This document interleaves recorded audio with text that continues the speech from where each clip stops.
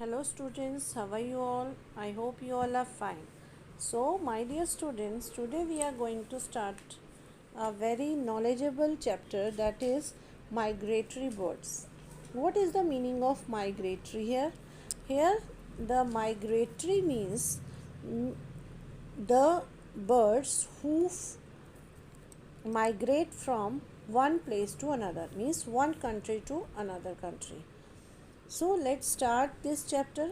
To escape the severe winter or summer, more than 100 species of the migratory birds fly to India every year.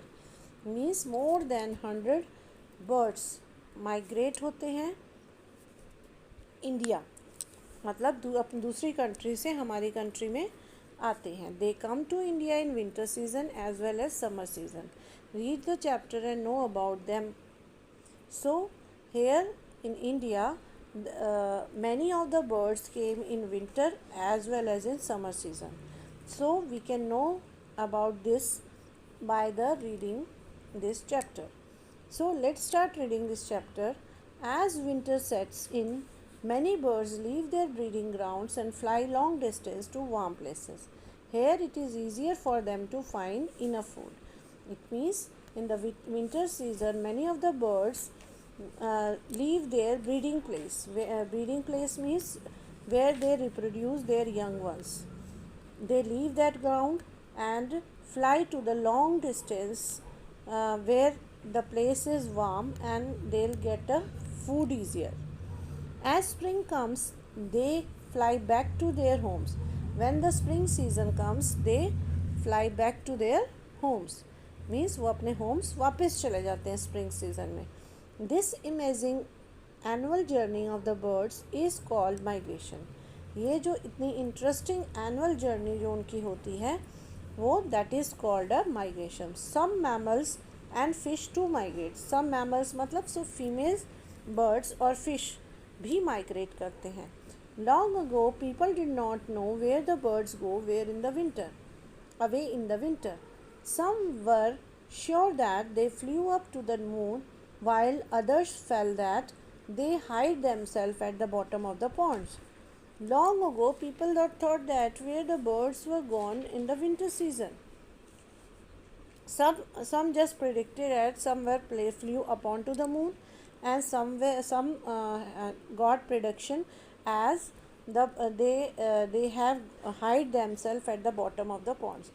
कि कुछ लोग जो हैं वो सोचते हैं कि जो बर्ड्स हैं विंटर सीजन में कहाँ चले जाते हैं, वो फ्लू करके मून पे चले जाते हैं, और कुछ सोचते हैं कि वो पॉन्ड की बॉटम में चले जाते हैं, गहराई में चले जाते हैं. Now we know that they migrate, but the scientist are still puzzle how these creatures navigate so accurately. Here the meaning of this sentence is thought that the scientists thought that they were very puzzled that the birds migrate from one place to another. How they navigate so accurately means how they got the way, how they got the direction where they have to go. They probably use the sun and the stars as guides. Mostly they use the sun and star to guide them to move to the places, to the warm places. Or maybe the rivers and mountains as landmarks. और river और mountains उनके landmarks होते हैं, पहचान होती है. The Arctic tern is the greatest travelers of all. Arctic tern is एक bird होता है जो कि greatest traveler कहा जाता है, जो कि एक country से दूसरी country regular जाता ही है. Each year it flies from Arctic to the Antarctic and back again. हर साल वो फ्लाई करता है आर्कटिक टू अंटार्कटिक तक एंड फिर वापस आ जाता है. To and fro this is a journey of almost 40,000 kilometre. ये जो जर्नी वो पूरी करता है दैट इज़ ऑलमोस्ट 40,000 किलोमीटर होती है. While the Arctic tern flies the longest distance, bar-headed geese flies at the greatest height, close to 8 kilometre. Means जो Arctic tern fly है वो लॉन्ग डिस्टेंस कवर करता है. Bar headed गीज fly at the जो bar headed गीज bird है वो fly करता है ग्रेटेस्ट हाइट्स तक, close to the 8 kilometre.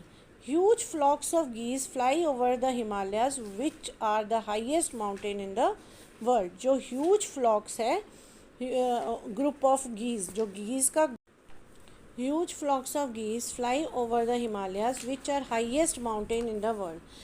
These birds fly almost the high as a jet plane.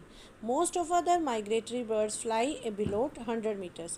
जो huge बड़े flocks हैं, जो geese हैं, वो कहाँ तक fly कर सकते हैं? हिमालयाज तक, जो कि सबसे highest mountain कहा जाता है वर्ल्ड में, वहाँ तक वो fly कर जाते हैं.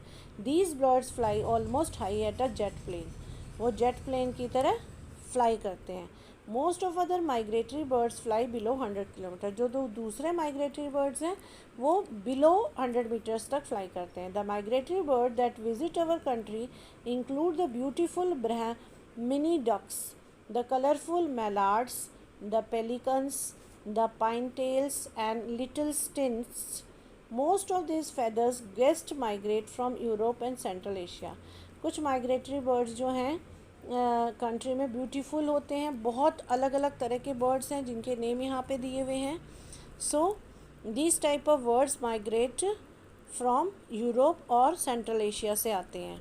Birds such as painted storks, pied cuckoos and spoonbills migrate within our country. अब ये माइग्रेट हमारी कंट्री में ही होते हैं. Suppose one city to another city. Painted storks, pied cuckoos and spoonbills, ये जो बर्ड्स हैं वो हमारी कंट्री में ही माइग्रेट होते हैं. ह्यूमन एक्टिविटीज़ और should we call them in human activities disturb migratory birds. जो ह्यूमन एक्टिविटीज़ हैं, जो हमारे ह्यूमंस हैं, उन बर्ड्स को क्या करते हैं? परेशान करते हैं, डिस्टर्ब करते हैं उन माइग्रेटरी बर्ड्स को. Deforestation influence from factories. अब deforestation influence means liquid waste. अब डिफॉरेस्ट्रेशन जो लिक्विड वेस्ट फैक्ट्री से आता है, हार्मफुल गैसेस होती हैं. Above all wars are the most harmful phenomena. वो उनको हार्म पहुंचाते हैं. Advance missiles and other weapons use for long period harm and environment as they destroyed plant and kill animals. जो हम अदर मिसाइल्स वगैरह use करते हैं, उससे हमारा जो एनवायरनमेंट है वो ख़राब होता है. And they destroy plants and kill animals. ये प्लांट्स को डिस्ट्रॉय कर देता है, ख़त्म कर देता है, और एनिमल्स को किल कर देता है. For example, after the war in Afghanistan in 2002, जब अफ़गानिस्तान में वॉर हुई थी, तो उसके बाद migratory birds such as the Siberian crane could not reach India. जो साइबेरियन क्रेन थे वो हमारी कंट्री में नहीं आ पाए, जबकि वो वहाँ से माइग्रेट हुए थे. The air over Afghanistan was so poisonous that some died and some turn back. अब इसमें क्या, जो अफ़गानिस्तान के ऊपर हवा चल रही थी, दैट वॉज सो पॉइजनस, तो उससे क्या हुआ, सम बर्ड्स वहीं पे डाइड हो गए, मर गए, एंड सम टर्न बैक, कुछ वो वापस चले गए. सो chapter has completed here. Today we will do the back exercise also. I'll send you the back exercise with the question answers. You can write down and do this back exercise and send me a pic. Thank you. Have a nice day.